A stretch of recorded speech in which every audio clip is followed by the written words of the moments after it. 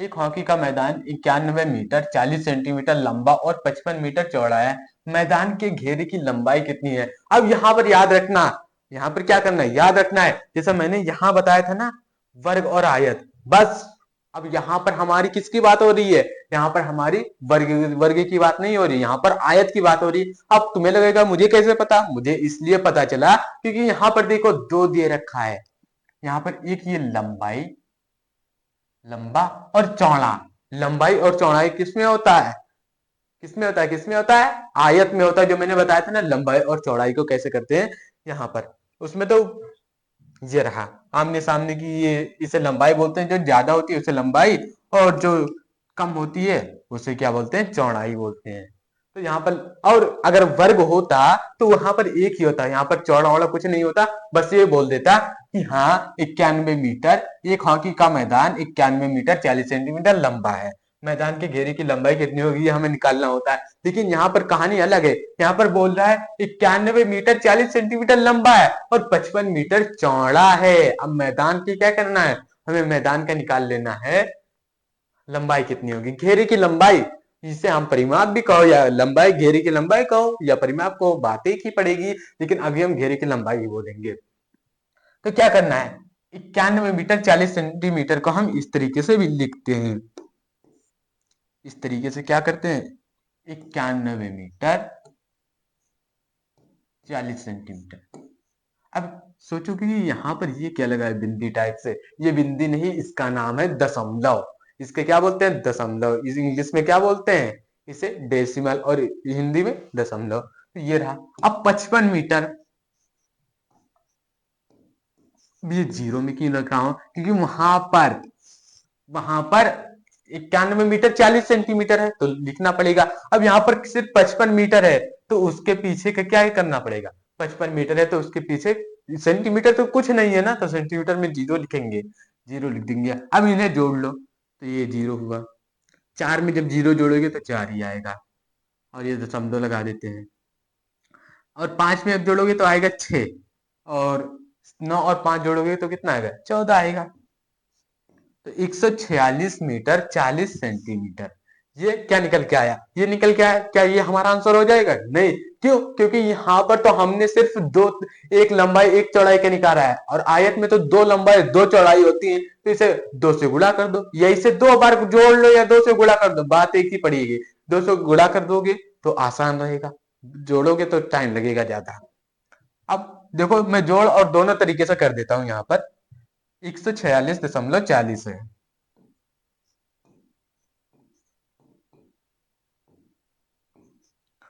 तो दो से गुणा करते हैं, दो जीरो जीरो, दो चौको 8, और दो छम 12 का दो हासिल आया एक, दो चौको 8 एक 9, और दो एक कम दो, 292। और यहाँ पर ये 80 लिखा है तो क्या क्या करेंगे? यहाँ पर ये दशमलव तो लगाए नहीं, लगाएंगे। अब देखो कितने नंबर्स बाद वहां पर दशमलव लगा है, दो नंबर्स, तो दो नंबर्स बाद यहाँ लगा दो, और ये हमारा क्या हो जाएगा? आंसर हो जाएगा। अब तुम 146 दशमलव 40 और 146.40 को जोड़ भी सकते हो। ये जीरो, चार चार आठ, छः छः 12 का दो हासिला एक, चार चार आठ एक 9, एक एक 2। बात वही यही जो मैंने फॉर्मूला तुम्हें यहाँ बताया था, वही फॉर्मूला यहाँ भी क्या हो रहा है? यूज हो रहा है।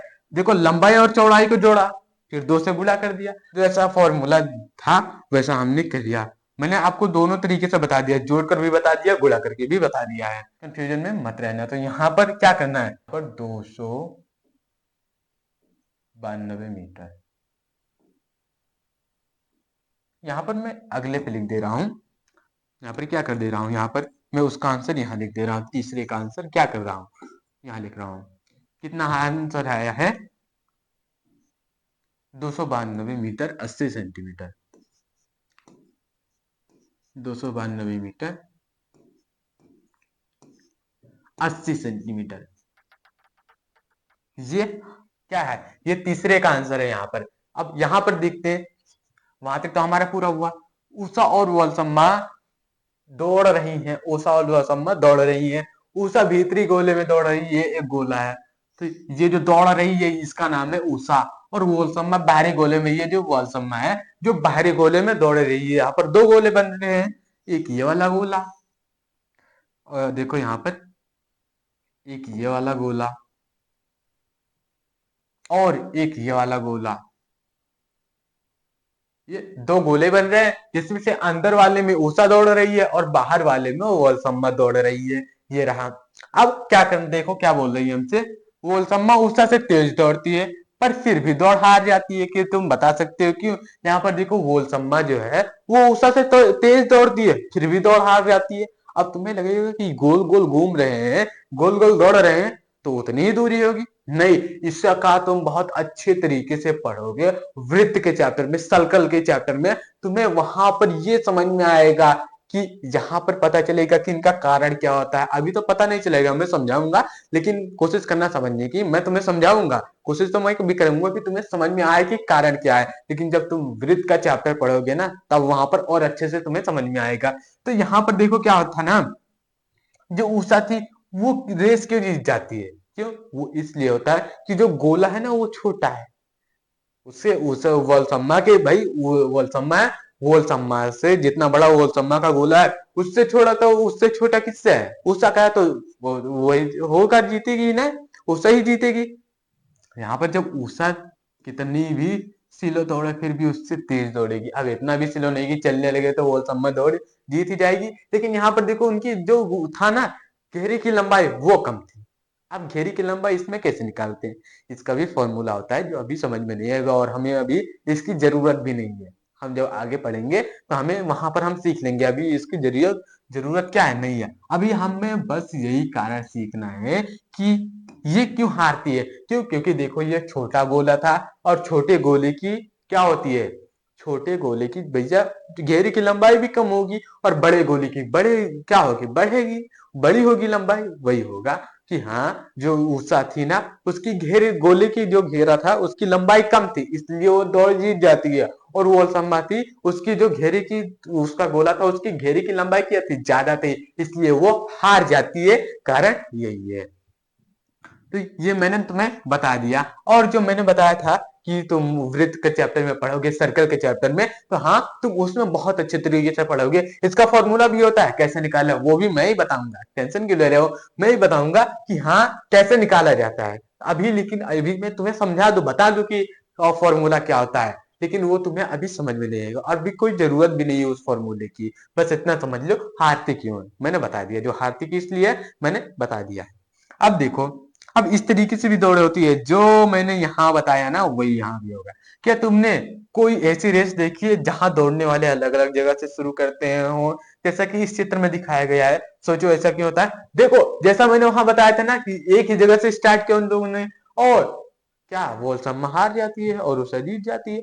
उसी तरीके से अगर यहाँ भी करे ना तो जो यहाँ पर जो अंदर वाले घेरे गोले में होगा ये तो बहुत जल्द दौड़ लेगा और उसकी क्या होगी, उसकी जीत जाएगा, वही जीतेगा, हमेशा जीतेगा। लेकिन यहाँ पर जो कराते हैं जैसे ये इस तरीके से जो दौड़ होती है ये मैराथन दौड़ वौड़ होती है, ये होती है मैराथन दौड़ हुई, ये स्टेडियम स्टेडियम में जब दौड़ वौड़ होती है तो इसी तरीके से लिया जाता है। क्योंकि वहां पर ज्यादा लंबा रास्ता तो होता नहीं कि 4-5 किलोमीटर लंबा रास्ता हो, नहीं, इसलिए गोल रास्ता होता है, इसलिए इस तरीके से लिया जाता है।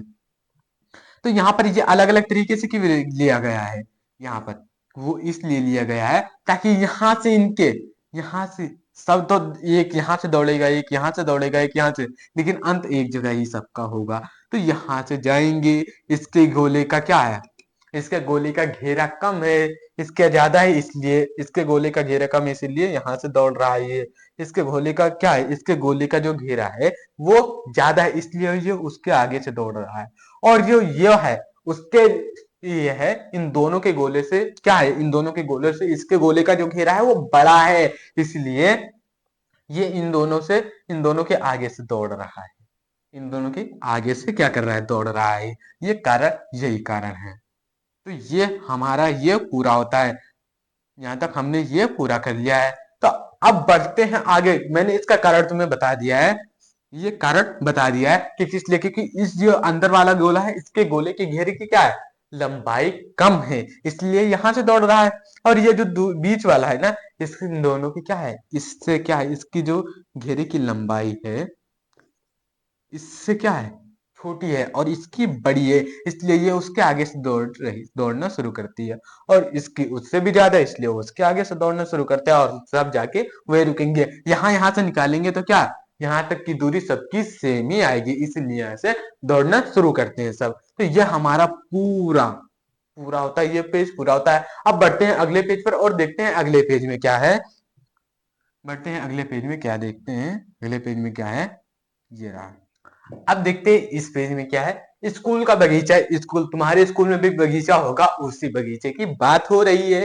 देखो क्या है, कक्षा 3 और कक्षा 4, क्लास 3 और क्लास 4 के छात्रों, स्टूडेंट्स जो है ने सोचा कि बगीचे में कुछ सब्जियां उगाई जाए। उनका उनके जो स्कूल में बगीचा था, तो उनके क्लास 3 और क्लास 4 के जो बच्चे थे ना, छात्र थे, स्टूडेंट्स थे, वो सोचते क्यों ना इस बगीचे में क्या सब्जी उगाई जाए। अब सब्जी उगाई जाए, उन्होंने एक जगह का चुनाव किया, उन्होंने एक जगह का चुनाव किया जो नीचे दिए गए चित्र जैसा लगता है, जो ये दिया गया है ना वैसा ही लगता है, जैसे ये रास्ता है, एक बगीचा इधर है, बगीचा इधर है, एक है, तो नाम दे दिया गया है बगीचा, दूसरा बगीचा ये, पहला बगीचा ये रहा, नाम दिया गया। अब देखो दोनों ही छात्रों, दोनों ही कक्षाओं के छात्रों को लगा कि बगीचा ए बड़ा था, इसलिए दोनों ही बगीचा ए लेना चाहते थे। अचानक नीतू ने कहा, जो सभी क्लास 3 और क्लास 4 के बच्चे सोच रहे थे, सब सोच रहे थे कि हमें बगीचा एक ही चाहिए, क्योंकि उसका घेरा ज्यादा होगा तो उसमें ज्यादा सब्जियां उगा पाएंगे।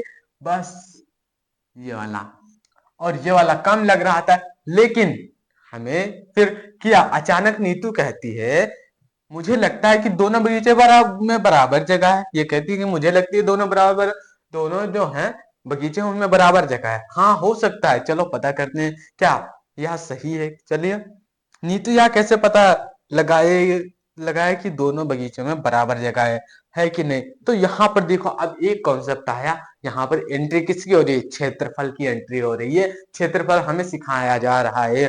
हमने अभी परिमाप के बारे में पहले पढ़ा, परिमाप के बारे में, तो वहां उन्हें देख लेना, मैंने पढ़ा रखा है, उन्हें देख लेना।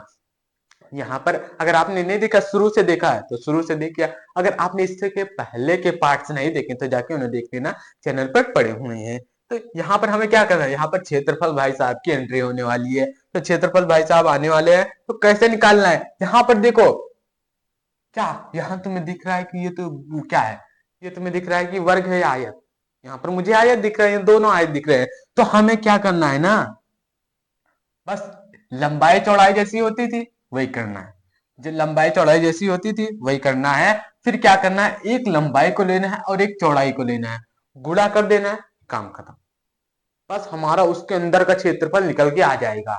ये होता है। अभी तुम्हें समझ में नहीं आया होगा, मैंने इतनी जल्दी में बताया, लेकिन अभी आगे हम और भी सीखेंगे, क्योंकि अब यहाँ से, अब क्या, अब यहाँ से परिमाप भाई साहब ले चुके हैं विदा। अब यहाँ से भाई साहब किन की एंट्री होने वाली है, हो चुकी है एंट्री, किसकी, क्षेत्रफल की एंट्री हो चुकी है। तो जहां तक होता है, अभी हमें आगे भी सीखेंगे। यहाँ पर क्या करना है, मैंने बताया ये क्या है, आयत है, आयत की एक लंबाई और एक चौड़ाई उठाओ, दोनों को आपस में गुणा कर दो, ये क्षेत्रफल है। तो ये रहा। अब चलो कुछ करके देखो। अब इसी तरीके से हमें जैसा उसमें बताया ना, इसी तरीके से कर सकती है कि एक लंबाई और एक चौड़ाई ले। इसमें जैसे बताया कि एक लंबाई और एक चौड़ाई ले, जैसे इनकी लंबाई और चौड़ाई माप ले, फिर उन दोनों को आपस में गुणा कर दे, वो होगा क्षेत्रफल। ये रहा। फिर जगह निकल के आ जाएगी कि इनमें किसमें ज्यादा जगह है या किसमें कम जगह है, वो पता चल जाएगा। एक लंबाई और एक चौड़ाई उठा के गुणा कर देना, निकल के आ जाएगा उसके अंदर जगह कितना है। अब देखो, अपनी कक्षा में रखी मेज को देखो, सोचो कि उस पर कितनी गणित की किताबें रखी जा सकती हैं। गणित का आजाद जो हमारी किताब है, तो अपने जो क्लास, तुम्हारी क्लास की जो क्या है, डेस्क है, मेज है, उस पे क्या करना है, उस पे तुम्हें किताबों से अंदाजा लगाना है कि यार इस पे कितनी किताबों से ये मेज ढका जा सकता है। ये देखो, रखी जा सकती है, उस पे रखी जा सकती है, इस तरीके से, जैसे ये रख रहा है, ये मान लो तुम ही हो, तुम रख रहे हो जो यहाँ पर। याद रहे कि किताब एक दूसरे पर ना रखी हो, और किताबों के बीच में जगह भी ना हो। बच्चे याद रखना कि यहाँ पर सट चटा के रखना है, ऐसा नहीं कि एक ऐसे लाद दिए इधर उधर, ऐसे लाद दिया, ऐसा नहीं, बस सटा के रखना है। क्यों, किसी को भाई परेशानी नहीं होनी चाहिए, किसी भी बुक को परेशानी नहीं होनी चाहिए, सबको अलग अलग रखना ही है। क्या ऐसा नहीं कि ज्यादा भी जगह हो, सटा के रखो, एक दूसरे के ऊपर लादो नहीं, ये बोला है। अपना अंदाजा यहाँ लिखो, अपना अंदाजा यहाँ लिखो, क्या जो तुम करोगे तो उसका अंदाजा यहाँ पर लिखो, कि तुम यहाँ पर अंदाजा लगाओ कि यार इस पे कितनी, जो तुमने अंदाजा लगाया कि इस पे कितनी रखी जा सकती है, तो उस अंदाजे को वहां लिखना है। जैसे मैं यहाँ पर अंदाजा लगाता हूँ कि यार मुझे लगता है जो मेरे स्कूल की जो वो है मेज है, उस पे 6 किताबें रखी जा सकती हैं, 6 किताबों से ढकी जा सकती है, तो रख 6 लिख देते हैं, 6 लिख देते हैं। आपका अंदाजा जो आया उसे आप लिख सकते हैं। अब अपने अंदाजे की जांच करो, तुम कितनी किताबें रख पाए। अब अपने अंदाजे की जांच करो, फिर तुम्हें पता चलेगा कि तुम कितनी किताबें रख पाए। उसे अंदाजा क्या करना है, अंदाजा तो हमने लगा लिया, अब क्या करना है, अब हमें देखना है कि हाँ 6 किताब आएंगी या नहीं आएंगी। तो जब मैंने किया तो वहां पर तो 8 किताबें आ गई, तो मेरा अंदाजा गलत निकला, 2 किताबें और आ गई, एक्स्ट्रा 2 किताबें और रखी जा सकती थी। इसी तरीके से आप भी अंदाजा लगाइए और आप भी करिए, आपका अंदाजा हो सकता है सही हो, मेरा गलत निकल गया, आपका अंदाजा हो सकता है सही निकला हो। आए, तुम्हारे अंदाजे में और किताबों की सही संख्या में कितना अंतर है। तुम्हारे अंदाजे में और किताबों की सही संख्या में मेरे अंदाजे में 2 अंतर है, 2 किताबों का अंतर है। और तुम्हारे में कितना अंतर है वो तुम्हें यहाँ पर लिखना है, ये तो मैं अपना लिख रहा हूँ, तुम्हें अपना लिखना है यहाँ पर। अब एक और मेज ढूंढो, अब एक और मेज ढूंढो, देखो क्या यह मेज पिछली मेज से बड़ी है, क्या यह मेज, देखो अब एक दूसरा मेज ढूंढना है, जैसा मैंने हेरा, तो क्या मैं क्वेश्चन पूछ रहा है, क्या यह मेज पिछली मेज से बड़ी है, जो मेज पिछली जो हमने पिछली मेज में जिसमें देखा था 8 आ जाती थी, किताबें रखी जा सकती थी, उससे बड़ी है या छोटी है, तो क्या है, नहीं, उससे बड़ी उससे छोटी है। अंदाजा लगाओ कि इस मेज पर गणित की कितनी किताबें आ सकती हैं। अंदाजा मैंने लगाया तो इस पे देखा कि यार हो सकती है कि इस पे 5 किताबें आ जाएं, हो सकती है कि इस पे 5 किताबें हो सकती हैं आ जाएं। अब देखो अपने उत्तर की जांच कर, तुम गणित की कितनी किताबें रख पाए। यहाँ पर तो मैंने भैया 6 किताबें रख ली, यहाँ पर कितनी, मैंने 6 किताबें रख ली, तो यहाँ पे भी मेरा अंदाजा क्या निकला, गलत। इसमें आप लोग अपना करिएगा, दोनों मेजों के आकार में कितना अंतर है, एक, दोनों मेजों के आकार में कितना अंतर है, तो यहाँ पर देखो कितने अंतर है, यहाँ पर 5 किताब 6 किताब रख पाए, 6 किताब रखी जा सकती है, यहाँ पर 8 किताब रखी जा सकती थी, तो 2 का अंतर है, 2 किताबों का अंतर है। गणित की किताब, कितनी किताबों को अखबार के एक पन्ने से ढक सकते हैं, डैश किताबें। अखबार देखो यहाँ पर, गणित की कितनी किताबों को अखबार के एक पन्ने से ढक सकते हो, गणित की कितनी किताबें हैं जिन्हें तुम अखबार के एक, अखबार होता है ना उसके एक पन्ने से ही ढक सकते हो, जहां पर उन्हें लिखना है। अब तुम अपनी गणित की किताब को अखबार के आधे पन्ने से ढकने की कोशिश करो। अब क्या करना है, जो अखबार होगा ना उसका आधा पन्ने से अपने गणित की किताब जो है, गणित का जादू क्या करना, उसे ढकने की कोशिश करना है, देखना कर पाए या नहीं। क्या तुम अपनी किताब को इससे छोटे कागज से ढक सकते हो, क्या तुम अपनी किताब को इससे छोटे कागज से ढक सकते हो, हाँ ढक सकते हो या नहीं ढक सकते, इसका आंसर कमेंट बॉक्स में देना कि हाँ हम ढक सकते हैं। तो यहाँ पर ये पूरा होता है। अब बढ़ते हैं आगे, और यहाँ पर ये तो मैंने अपना लिया था कि हाँ मैंने अंदाजा लगाया 6 किताबें थी, यहाँ पर तुम्हें अपना लिखना है, तो मैं अंदाजा लगाना है, उसके बाद कितने तुम रख पाए और कितने का अंतर आया दोनों के बीच, इन सब में यही लिखना है।